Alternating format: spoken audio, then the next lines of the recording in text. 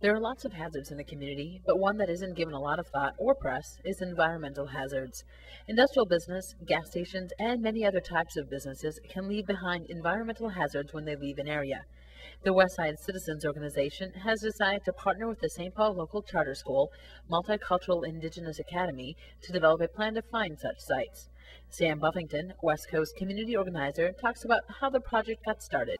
We had brought in Cecilia Martinez to come in, to Dr. Cecilia Martinez from the University of Minnesota, to come in and talk to us about racism, environmental racism, and about the history of the environmental movement as it pertains to low-income and people of color. And so she was coming in to kind of give the historical context of why poor neighborhoods, neighborhoods that have high concentrations of communities of color, tend to bear the brunt of bad environmental practices and have things like industrial parks that are zoned I2, directly connected to neighborhoods. Normally there's some sort of buffer zone between the two. We don't have that there. So she was kind of setting up that context for us. At that meeting, and she's talking about this, Dave Thune, our city council person, a representative from Headwaters Foundation for Justice, and our environment committee got together to talk about what we could do to start just finding out what those sites were, to make that kind of information more accessible to the community, and ultimately, how we could start mapping this stuff out so that we would be aware of what is in our community as far as pollutants and contaminated sites, and what the next steps would be to clean that up. We decided to work with MultiCultural Indgenous Academy. We'd worked with them before, helped teach them about some of the things that are happening in neighborhoods. A lot of the kids are from the West Side, and a lot of them are also from neighborhoods that will be facing similar kinds of issues. This is something that we're going to, I'm sure that there's similar sites on the east side of town, on the east side of St. Paul, in Frogtown and other areas. So this is not exclusive to the West Side. So we wanted them to start seeing what these processes were so that they could take that to their neighborhoods as well.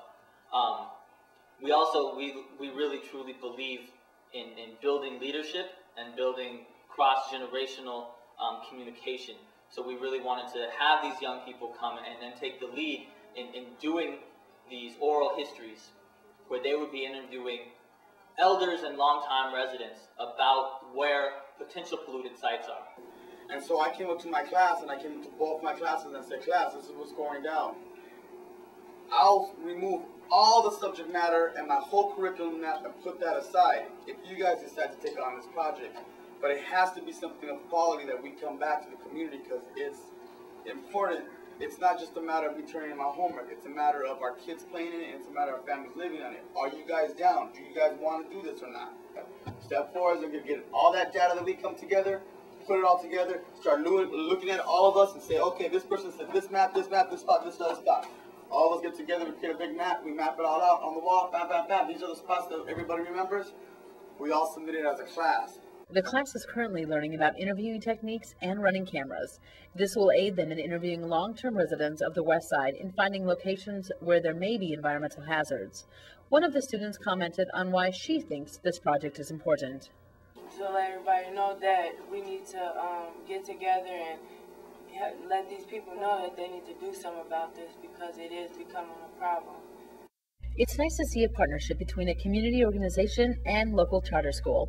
This partnership will be good for St. Paul. The students are learning about environmental hazards, interview techniques, forming bonds with the elders in the community, and the community will benefit by having the potential hazard identified and can move on to testing the areas to ensure a safe environment for all.